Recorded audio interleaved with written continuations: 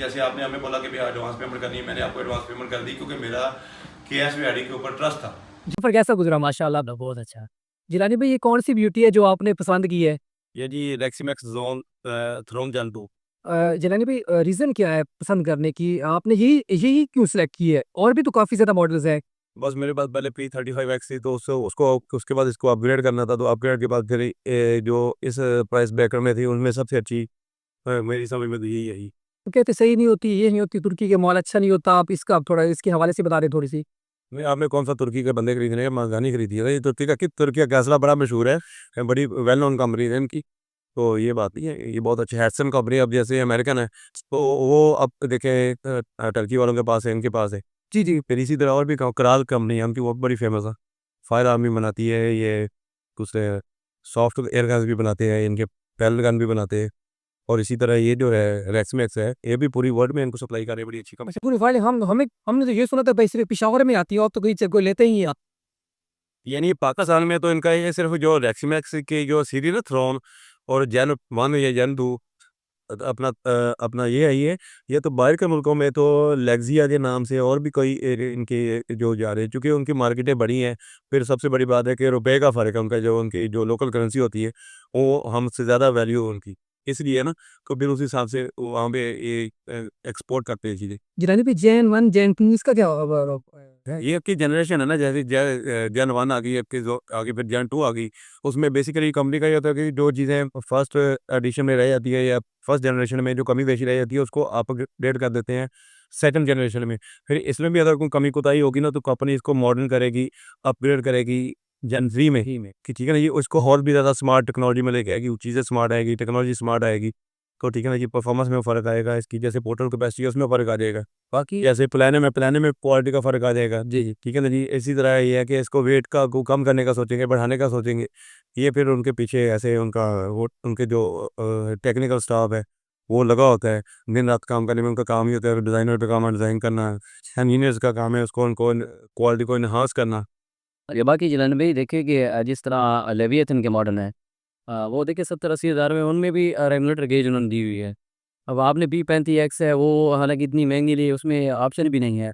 नहीं, उन्होंने दिया थी कि देखा ना, ये अगर 1.5 लाख रुपए की पाकिस्तान में गन लॉन्च हुई है, तो उसमें एक गेंद निकल गई, बड़ी मामूली सी कीमत होगी इसकी, 1000-2000। वैसे तो दुनिया में जैसे इसमें बॉटल लगी हुई है, ये जो वर्ल्ड फेमस कंपनी है कोरिया इनोकॉम की है। इनोकॉम है जो कि एफएक्स जो वेल नोन कंपनी है, वो यूज़ करती है, उन्होंने वो बॉटल लगाई है। मिनिमम कम से कम 80,000 की तो बहुत नहीं होगी। ये एक्स्ट्रा एक फीचर हो गया। अच्छा, एक क्वालिटी की लाइफ टाइम वाला सिस्टम हो गया। और वो जो उन्होंने ये गेज लगाई है, ये अगर तो हुमा की है ना, तो दुनिया में सबसे अच्छी कंपनी हुमा है। हुमा की कंपनी की जो गेज है ना, दुनिया में सबसे अच्छी है। बिल्कुल। ये हुमा की लगी हुई है गेज? है जी, लेकिन हुमा टाइप है, लेकिन लग नहीं रही इसको, मेरे से बारीकी से पढ़ा नहीं जा रहा। हुमा की है, लेकिन ये उन्होंने टोटल प्योर ब्लैक होती है, लागू उसी तरह की रही है। जी, जी। दुनिया में सबसे ज़्यादा जो गेजेस अच्छी है ना, वो हुमा की है। तो बाकी जो उन्होंने मटेरियल यूज़ किया है, इसका वेट बैलेंस है, ओवरऑल बहुत अच्छा है। तो कलर भी इसमें स्कुल का मुझे वो बहुत अच्छा है। स्पेसिफिकेशन थोड़ी-सी बता दें जिलानी भाई, क्या-क्या है इसमें? और इसमें है तो ये मैगज़ीनें कितनी है इसमें? इसमें 2 मैगज़ीन है, और एक मैगज़ीन में जो है वो 12 जो पैराडाइज़ है वो अपलोड कर सकते हो। यानी कि 12 पैराड की एक मैगज़ीन है ना, तो कोट। तो साथ में सिंगल ट्रे भी है, पैराड ट्रे भी है। 2 मैगज़ीन इसके साथ आती हैं। साथ ये है कि इसकी सबसे बड़ा जो इसका मज़ा है वो ये है कि आपको छोटे से छोटा जो कोई मसला आ जाए ना, तो आपको किसी डीलर के पास या किसी के पास भागना नहीं पड़ता कि मैकेनिक के पास। इसकी प्रेशर गेज के साथ रेगुलेटर गेज भी है, और साथ में 2 और एडजस्टमेंट है। ये इसकी हैमर की एडजस्टमेंट है कि एफपीएस कम और ज़्यादा कर सकते हैं। साथ में फिर इसकी ये सबसे बड़ा फ़ायदा ये है कि आप घर बैठे ही इसकी बैरल चेंज कर सकते हैं। इंटरचेंजेबल बैरल लगा दी उन्होंने, 0.22 में दी। अगर मैं इसका कैलिबर चेंज करना चाह रहा हूँ 0.25 में या 0.30 में या 0.177 में, तो सिंपली इसको बस अपना खोलना है, इस स्क्रू को खोलेंगे और बैरल बाहर आ जाएगी। इधर से एक स्क्रू खोलेंगे तो ये ऊपर श्रॉफ बाहर आ जाएगा, फिर बैरल बाहर आ जाएगी। आप आसानी से रिप्लेस कर सकते माशाल्लाह। और रेल साइज़ क्या है इसका, जो स्कोप अगर कोई लगाना चाहे? दोनों दोनों है, लेमन दो पे हो। इसमें दोनों कंपनी ने फैसिलिटी दी है आपको, 11 एमएम की डाउटेड रेल भी दी है, और 22 एमएम की पिक एंड रेल भी दी।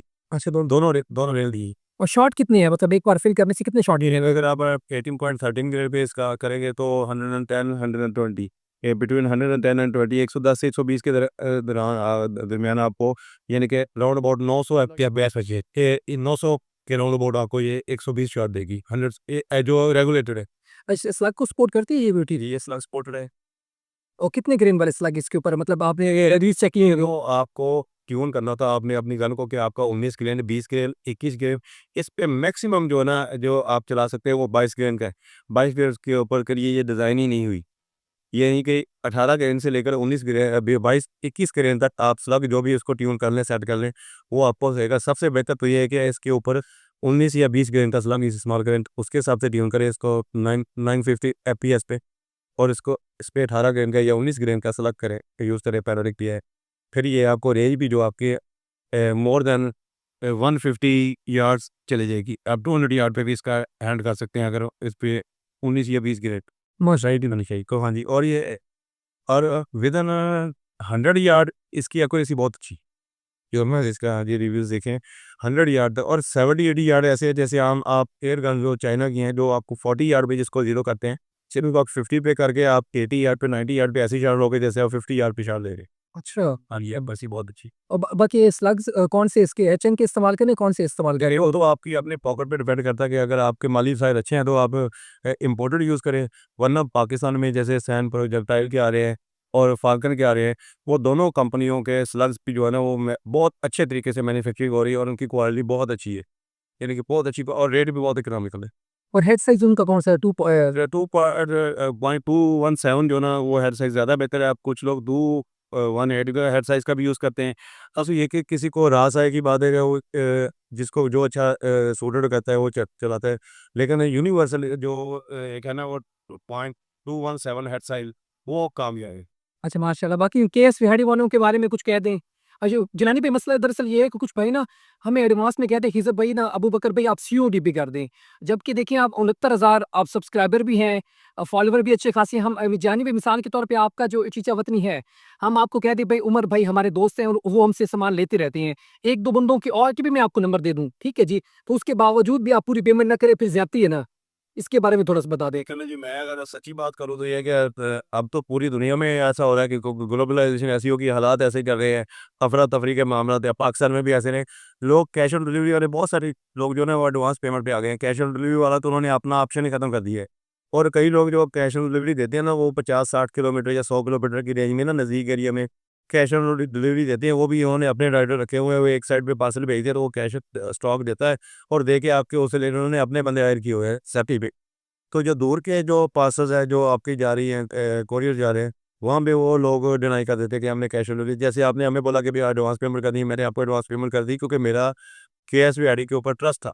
जी, जी, बिल्कुल। इसमें कि 4 साल से ट्रस्ट था तो इसलिए तो कोई बात नहीं थी। जिलानी में देखिए ना मैं हर बंदा तो एक जैसा नहीं होता, ठीक है ना? बाकी वो जैसे बेचारे वो सीओडी वाला मैं आपको मसला बता रहा हूँ। बाज़ औक़ात ये होता है कि कुछ कस्टमर पेमेंट पूरी भेज देते हैं डीलर्स को ना, सामान भी कोई और निकलता है। बाज़ औक़ात सामान भेजते भी नहीं है, फ्रॉड भी, स्कैम भी काफ़ी हो रहा है। तो उसके लिए हम कोशिश करते हैं जो इलाके का बंदा होता है उसी इलाके के 2-3 बंदे दे देते हैं, ताकि वो उनसे राब्ता कर लें, तसल्ली कर लें। ऐसे अन्य पैसे भेजना भी ये भी बेवकूफ़ी है या नहीं है? ये बता दें।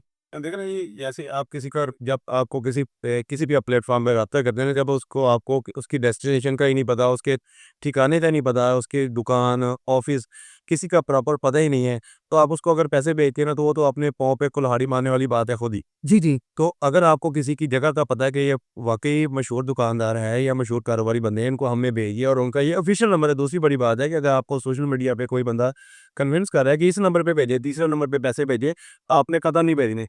जो दुकानदार जो रेलेवेंट आपका दुकानदार है और जो रिलायबल है, वो अपना नंबर आपको शो करेगा कि मेरे ये नंबर है, इसके अलावा जालसाज़ी होगी किसके नाम पे, कि मत किसी के कहने पे उसी नंबर पे भेजें, तो उसी से चीज़ें मँगवाएँ।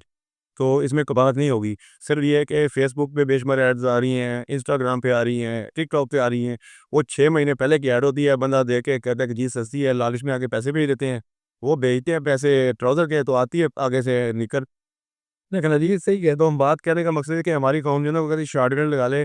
फिर सबसे बात है कि कौम उसकी रेटिंग नहीं देखते कि इनके रिव्यू और रेटिंग कितनी है, इनकी क्रेडिबिलिटी कितनी है। अगर ज़्यादा क्रेडिबिलिटी, अगर उनका आपका थोड़ा-सा प्राइस का डिफरेंस भी आ रहा है ना, सो बेशक हमेशा रिलायबल प्लेटफ़ॉर्म से चीज़ मँगवाएँ।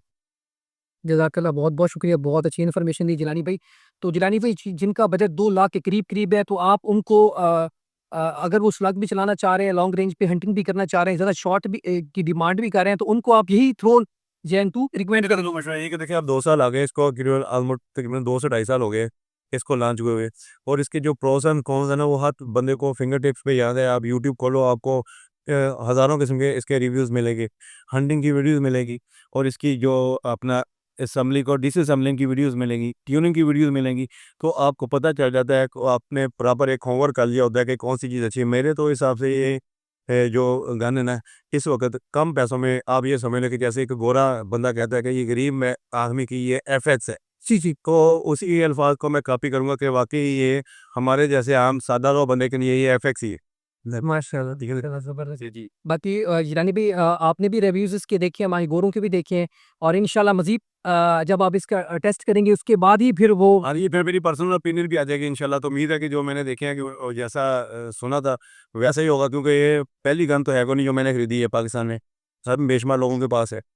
तो बाकी है कि हर चीज़ का चलाने का, उसको सँभालने का का जी। इस्तेमाल करने का अंदाज़ हर किसी का अपना है।